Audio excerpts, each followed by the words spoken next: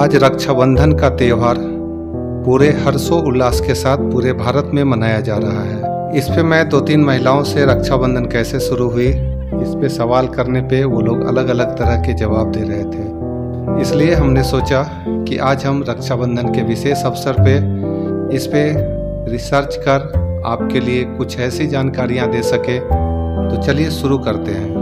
रक्षाबंधन की शुरुआत कब और कैसे हुई, इसके बारे में कई पौराणिक और ऐतिहासिक कथाएं प्रचलित हैं। एक लोकप्रिय कथा के अनुसार भगवान कृष्ण और द्रौपदी के बीच के संबंध से इस त्योहार की शुरुआत हुई है, जब द्रौपदी ने कृष्ण की उंगली पर अपनी साड़ी का टुकड़ा बांधा था। एक अन्य कथा में देवी लक्ष्मी ने राजा बलि को राखी बांधकर उनसे भगवान विष्णु को वापस मांगने का वचन लिया था।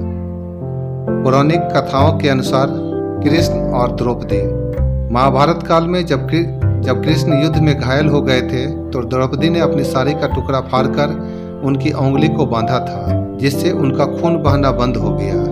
कृष्ण ने द्रौपदी को अपनी बहन मानकर उनकी रक्षा करने का वचन दिया। इसी घटना को रक्षाबंधन के रूप में मनाया जाता है। देवी लक्ष्मी और राजा बलि।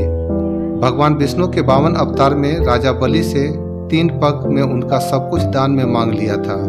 बलि ने विष्णु को अपने महल में रहने का निमंत्रण दिया। विष्णु की पत्नी लक्ष्मी ने बलि को भाई बनाकर राखी बांधी और विष्णु को वापस ले जाने का वचन लिया। रानी कर्णावती और हुमायूं। मध्यकाल में जब चित्तौड़ की रानी कर्णावती को गुजरात के सुल्तान बहादुर शाह के आक्रमण का खतरा था तो उन्होंने मुगल बादशाह हुमायूं को राखी भेजी, जिससे उन्होंने उनकी रक्षा की। ऐतिहासिक मान्यताओं में हुमायूं का अपना खुद का प्रलोभन था, जबकि उसमें रक्षाबंधन या राखी का कोई महत्व नहीं था, क्योंकि हुमायूं एक कट्टर मुस्लिम था और मुस्लिम धर्म के अनुसार रक्षाबंधन जैसा कोई पर्व नहीं होता है। अन्य मान्यताएं। कुछ लोगों का मानना है कि रक्षाबंधन की शुरुआत देवताओं और असुरों के बीच हुए युद्ध में हुई, जब इंद्राणी ने इंद्र की रक्षा के लिए उनके हाथ पे धागा बांधा था। कुछ क्षेत्रों में रक्षाबंधन को भाई बहन के रिश्ते के अलावा गुरु शिष्य या अन्य पवित्र रिश्तों में भी मनाया जाता है। आजकल रक्षाबंधन एक ऐसा त्यौहार है जो भाई बहन के प्रेम और सुरक्षा के बंधन को दर्शाता है।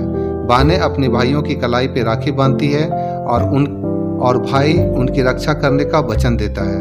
रक्षाबंधन को अलग अलग जगह पे अलग अलग नाम से जाना जाता है। जैसे उत्तर भारत में इसे राखी के रूप में, तो दक्षिण भारत में अवनी, अविंतम और नारली पूर्णिमा आदि के रूप में मनाया जाता है।